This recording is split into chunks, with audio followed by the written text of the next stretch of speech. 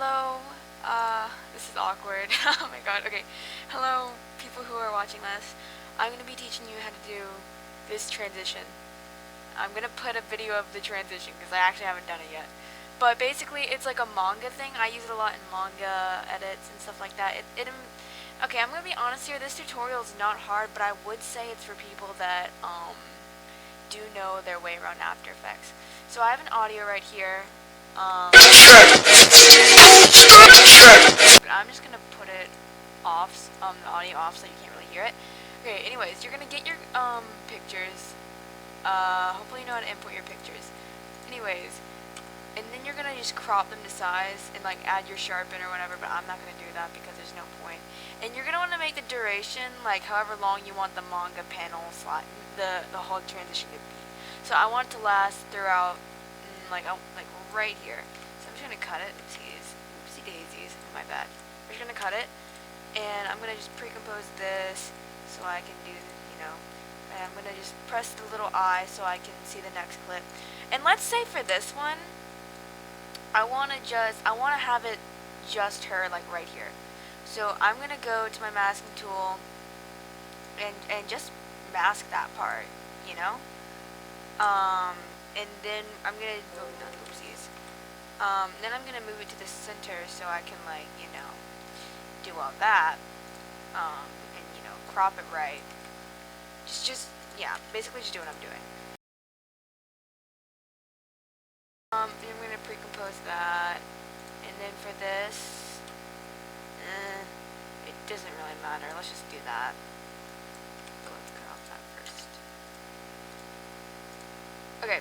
So the first thing after having all your clips ready, is you're going to want to enable motion blur and 3D on them. So let's just make all of it. I'm going to make this 50.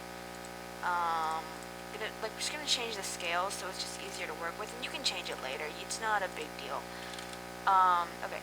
So once you have that, let's say I want the second picture, this right here, to pop out horizontally. So what I'm going to do is I'm going to actually change the anchor point, and I'm going to press Y on my keyboard, and I'm going to move it up here, and then I'm going to change the position. I'm going to change the rotation, the Z rotation, to like -90. Be good if I could see the other thing, and like put it right here, so I can so it can because I wanted it to extend out that way.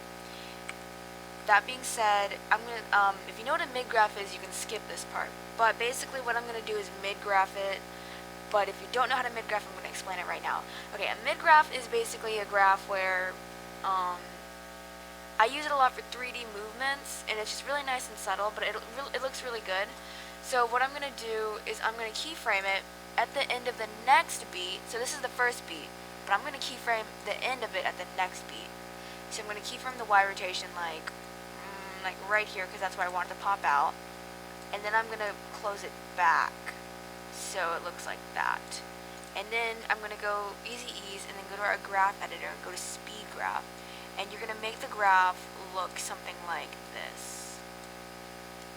You're gonna bring the knob so it looks like a peak in the middle. So here's what it looks like. And it doesn't look that good because you can't really see it, but we're going to add a null object, so just, don't worry about that yet. And then let's say this next one, we want to come out on the end. So I'm going to change the anchor point of this to the top, and we're just going to move it down like we did. We're going to basically do the same thing, except this time we're going to keyframe it. I'm gonna use the X rotation, but you really just gotta adjust the values to see what works. But because this one is for this beat, we made the peak hit right there. We're gonna make this peak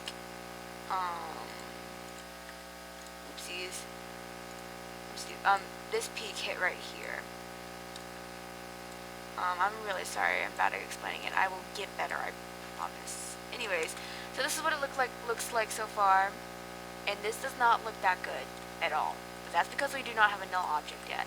And okay, what I recommend for everything is just having a null object. Have a null object. It's just, it makes everything, add some camera movements because it makes everything literally so much easier.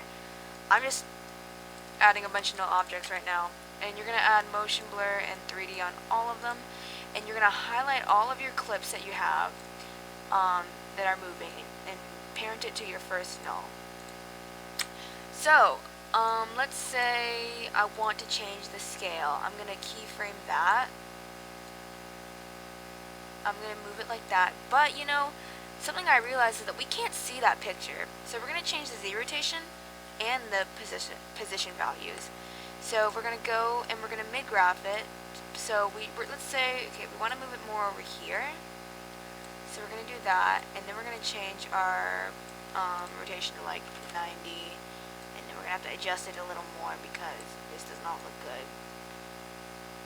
But like, yeah, and then you're just going to make the same graph I've been doing. It's a lot of work, it's a lot of adjusting, but that's just how like these type of transitions are. Like the 3D, it's really not hard. It really is just a lot of adjusting. And another thing you're gonna want to do is, I'll show you in a second. But okay, this is what it looks like so far. And then, okay, we're gonna parent this to the next null object because I want to see the other clip too. So I'm going to do the same thing. I'm going to keyframe the Z rotation and the position, go to the end, and we're just going to move it so I can see it.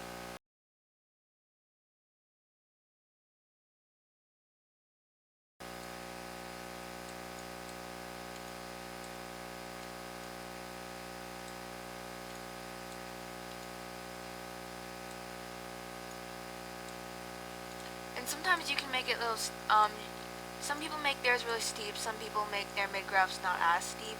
I don't know, depending on the transition, I make it steep and, you know. So that's what it looks like. And this is kind of fast. I think this rotation is, I don't know.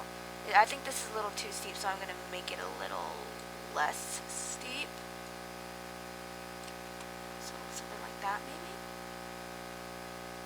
Still a little steep, but it's not as bad. Something like this, something that can always go good, are some more camera angles. So I'm going to keyframe the rotation, and we're going to make it go like that. We're going to do another mid-graph, just small camera movements, because those always look good. Because it gives some more movement and some more depth, but you don't have to do it. I just like to. And we're going to do some more over here. Oopsies.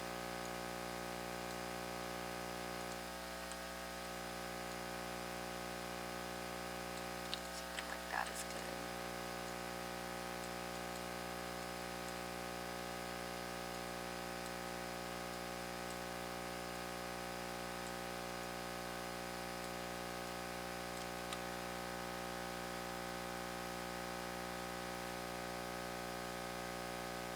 Okay, so that's that.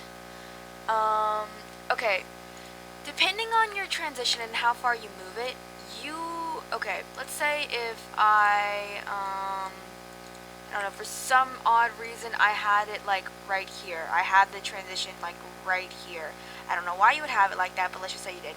You can see these two pictures, you can see these two in the back, and we don't want that.